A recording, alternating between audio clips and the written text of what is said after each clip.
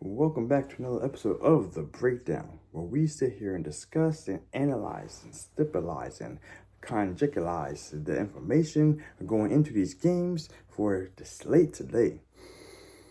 NBA slate.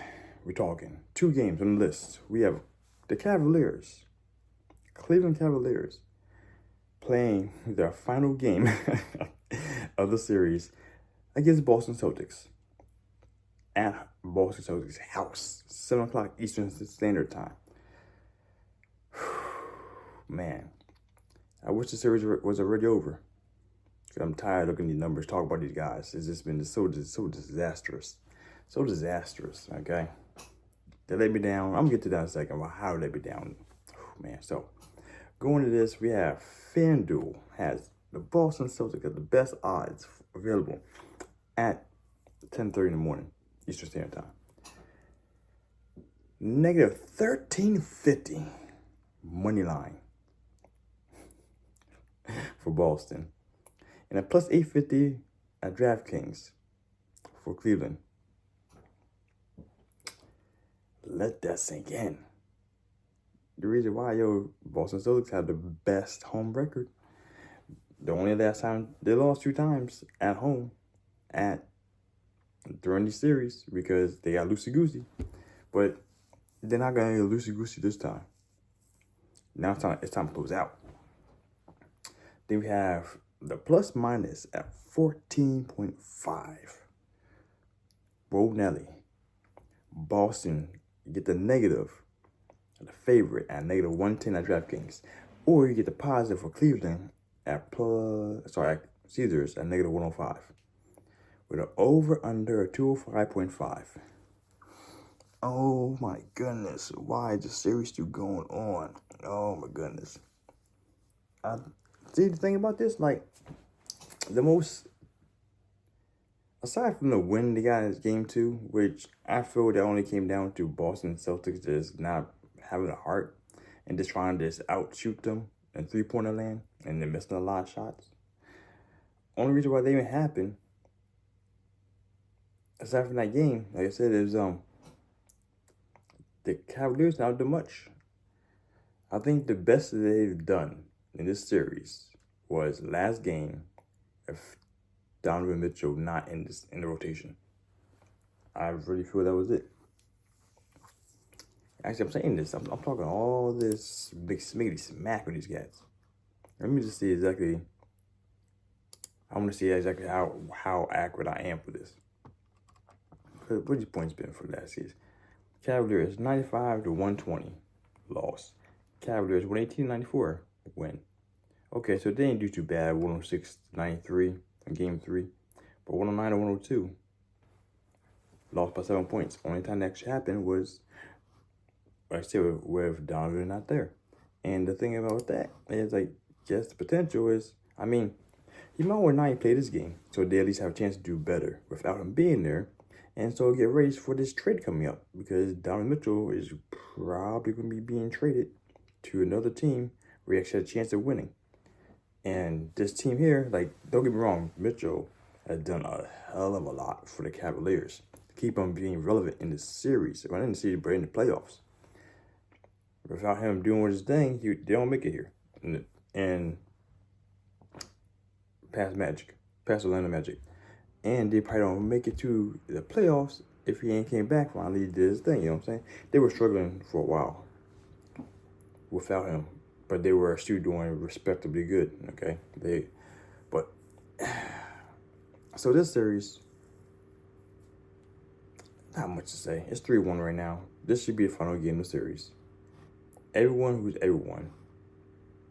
is on the Celtics side. This series has been over. It should have been a sweep. But it's not. It hasn't been. But 4-1 is as close as they're going to get now. If they actually come through and finish up the thing and stop playing games with these fools, Cavaliers should be going home. Will be another blowout? I can't say. But the Cavaliers should definitely be putting more energy and effort into trying to get taken out. Will it be enough, though, to make things happen on a grand level? Who knows? Is it enough to say that they will actually cover a 14.5 spread? That, I don't know.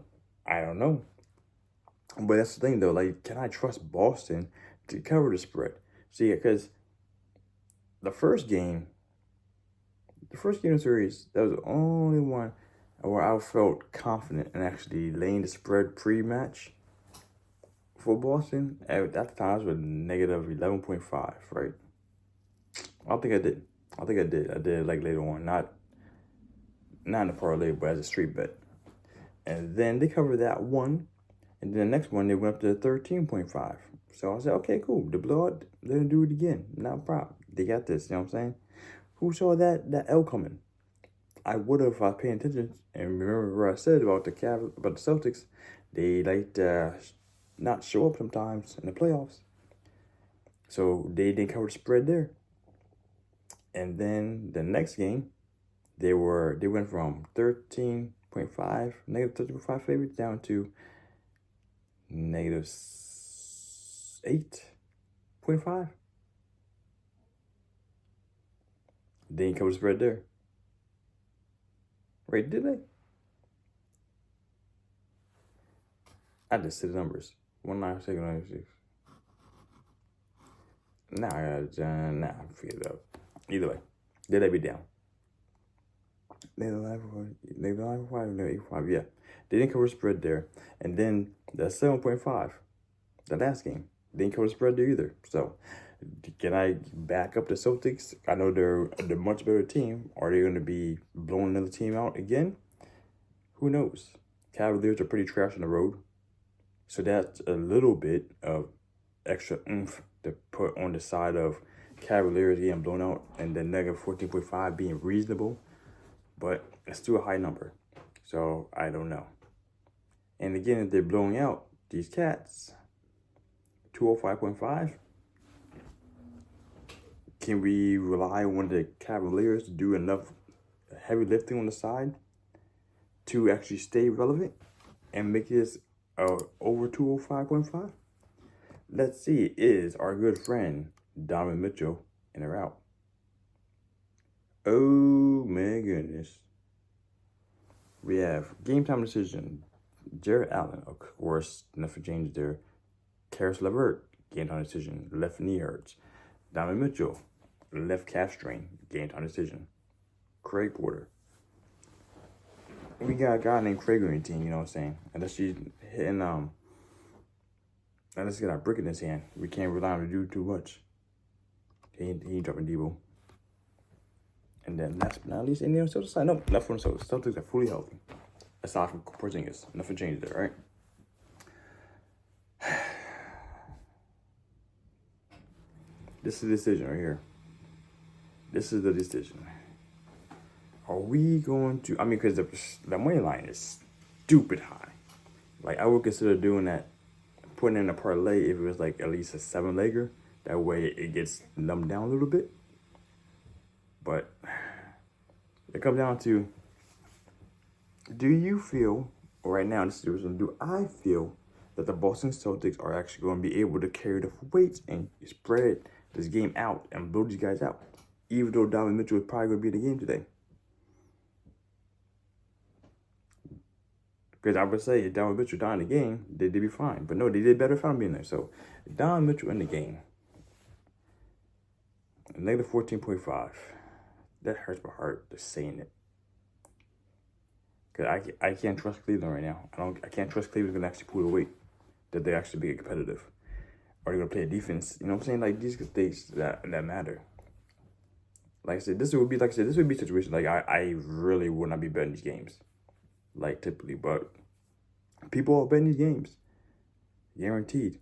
And so, like I said, I'm going to give you information to try and make a better, at least a decent decision. Negative 14.5. Oh, boy. We're on that side today. Do I feel it could be another blowout? Or, I mean, I do feel that if Mitchell plays, he's going to put his back into it. Is it going to be like a 35, 45, 40-point game? Maybe a 50-point game? He might go out with a bang. He said, this is my last game in Cleveland. Fuck it. Shoot my load. Call it a good day. You know what I'm saying? I try for you guys. You guys let me down. Excuse me. So, yeah, I mean, I'm actually favoring that. if Donovan's in, I might favor him actually having a 35-point game at least. Whereas, either way, the Boston, though, they're going to do their thing. All right, we're leaning towards it. For the parlay today, we're looking at that. Negative 14.5 for the Boston Celtics. Hurts my heart. And then, are we going to do the over or do this under? I really want to feel like it should be under. Because I feel like it would be just a heartbreaker. Donovan Mitchell probably score half the points. And half the points could be 30 points. Or it could be 45 points. But half the points. And then, I mean, that being said, though, if that's the case, that's an over. At the 45 points, 90 points, 90 buckets. And then Boston doesn't cover. To make the under happen. Yeah, I'm still doing it. Negative 14.5. I'm going to give the Cavaliers a little more. I'm gonna believe in them. They're not going to get blown out. But they're going to put the points on the board. Over 205.5. Recommend to it. All right. Then, excuse me, guys. And then the other game on the slate. Dallas Mavericks at the OKC Thunder. At the OKC Thunder. They're playing in Oklahoma City. 9:30 Eastern Standard Time. OKC, money line, favorites, negative 165. Catch the at Caesars for the best odds. Or Dallas for the money line at plus 154 at FanDuel. We have a spread of 4.5. Negative for at DraftKings at negative 105 for OKC. Positive for Mavericks at ESPN Bets at negative 110. We're over under 213.5. All right. These guys have not been hitting these overs. They have not been hitting these overs. So I'm actually going to jump start there first. I am favoring the under for this game at 213.5. Favoring the under. Because they've been showing me they're both playing defense heavy. And they're both missing shots. Because they're getting all shot out. Under 213.5. We're sticking on that side. Regardless of how they start off. They can start off 65, 70 points in the first half. I'm still thinking the 213.5 under. All right, so. This is what game 4? Yeah, game 5, sorry. Game 5. You're both game 5s here. So, the 2-2 series. OKC squeaked one out due to the missings of Luka and who was the other boy? PJ Washington. The free throw missing. So they edged it out. Got squeezed through the cracks, right? But I still feel a better team. And OKC at home has been more predominantly dominant. So I feel like this is going to be an OKC game. Mavericks are going to come with their fire, you know what I'm saying? Luka, I would say going to come with this, but let me check the injury list. Luka's 2 game time decision. Max Kleber's 2 out. Nothing changed there. Everything's exactly the same. And then our boy, Senior Olivier. Yeah, nothing changed at all. Everyone's healthy. Has been healthy for the entire series for OKC. So nothing changed either side. So nothing changed either side. I'm going to keep running my same thought process. I mean, Mavericks have been playing relatively good defense down low and doing a lot of extra rebounding. And that's been the biggest differentiator. And then PJ Washington, if he shows up again, it's going to be a problem. If PJ Washington hit no shots, Dallas might win. Otherwise, OKC is going to etch one out again. And they're at home. I still favor them. I favor them the entire series. OKC is the better team. It just this matchup is bad for them against Dallas with the two big guys down low.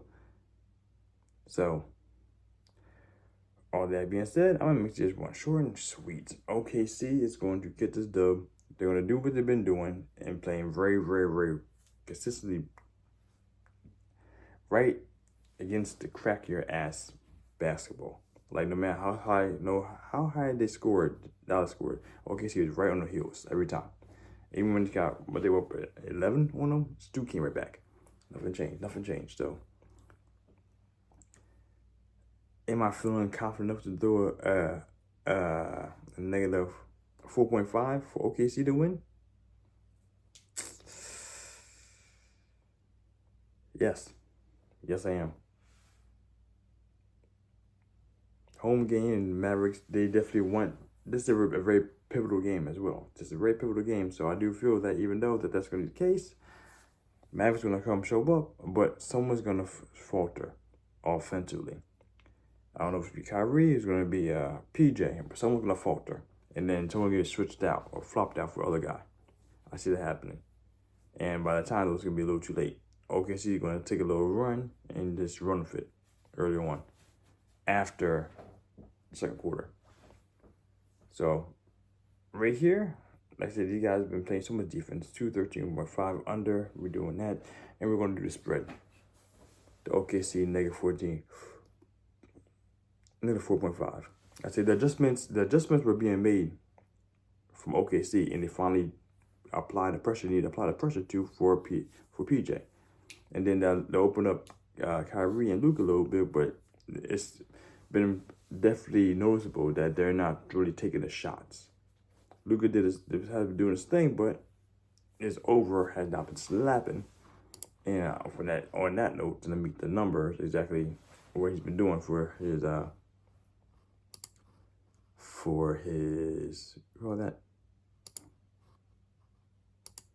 his points. I can't think what it was for his points.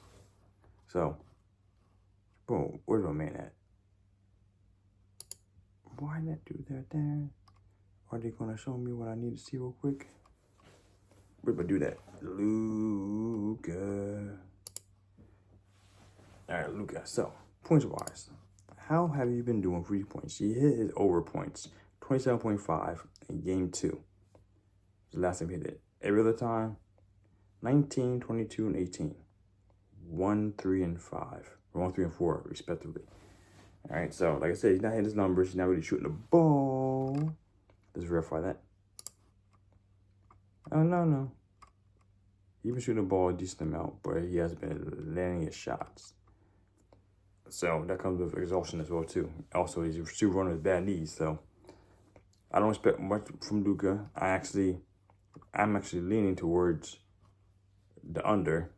If I can raise it up a point or two, be better for the parlay. If I'm doing a parlay. But even at 27.5, that's actually a good number.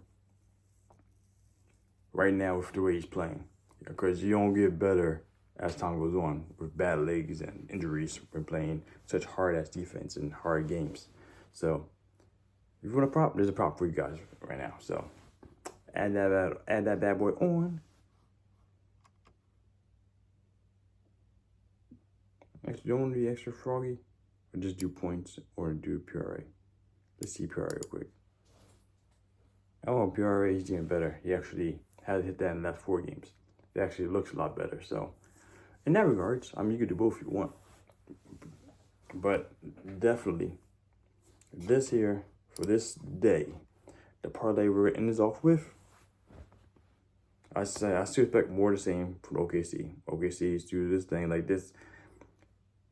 It just seems like it is a hard uphill battle for OKC, but they're still staying strong. And when they finish up, they do the thing, they're doing good. All it takes one step up. That's why it's like playing high-level chess. No matter how good you are, if you're playing someone at these extremely high levels, all it takes to do is one person to step a little bit. And that other person has a huge edge now. Because it takes one mistake, and now they're on top. That's what happens right here. Dallas Mavericks were doing the thing. Like, they're both playing at a really high level. High defense, high offense. And then Dallas slipped. And OKC took the lead and they never gave it back up.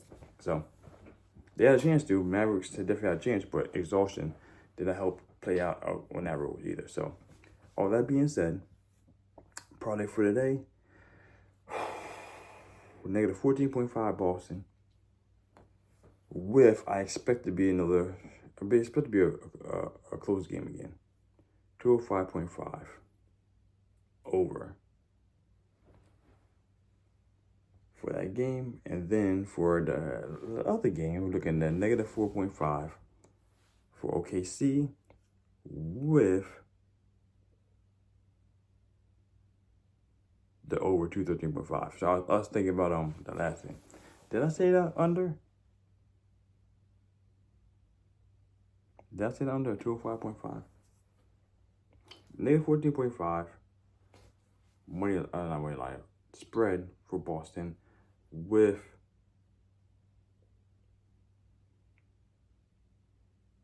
the Dominant's there with the over 205.5.